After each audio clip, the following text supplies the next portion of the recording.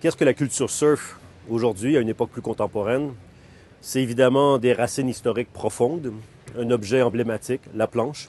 mais aussi toute une série de valeurs qui sont à l'origine du phénomène, de cette planche qui glisse sur l'eau, des valeurs liées à l'harmonie avec la nature,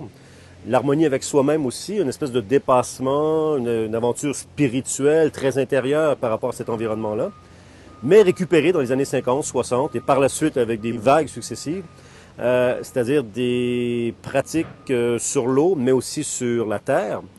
dans l'air, sur des parois rocheuses, sur la neige, ce que les anglo-saxons, les Américains, vont appeler donc les lifestyle sports, c'est-à-dire un sport mode de vie, parce que les marques de vêtements que l'on porte, le langage, ce que l'on dit, va être constamment teinté par ces valeurs, ces repères culturels, identitaires extrêmement importants, de sorte que la culture surf est devenue un véritable phénomène social. La planche de roulis roulant, plus communément appelée le skateboard, est probablement un des premiers dérivés du surf très tôt dans les années 50-60.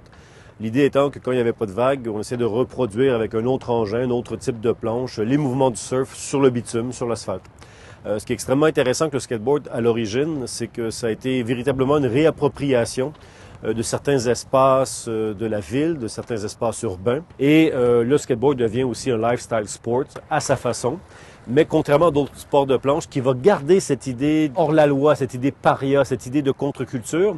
Les purs et durs du skateboard, du street skate vont garder cette image-là, vont l'entretenir par ailleurs pour séduire un certain nombre de clientèles. Mais la démocratisation du sport va faire en sorte que le pratiquant moyen, en fait, est plutôt un petit jeune qui habite en banlieue, qui essaie la planche, qui s'amuse avec tout ça. Ce qui est intéressant dans les associations au niveau des produits et des repères mode de vie qu'on utilise par rapport à différents types de glisse, c'est que le skateboard a gardé cette image d'une musique agressive, du graffiti sur les modules, d'une façon de s'habiller aussi qui se démarque de façon assez forte de celui qui fait du longboard, par exemple, ou de celui qui fait du surf. Culturellement, les produits, le type de vêtements est fondamentalement différent. Et cette démarcation-là, elle est entretenue par l'industrie et par les pratiquants comme tels.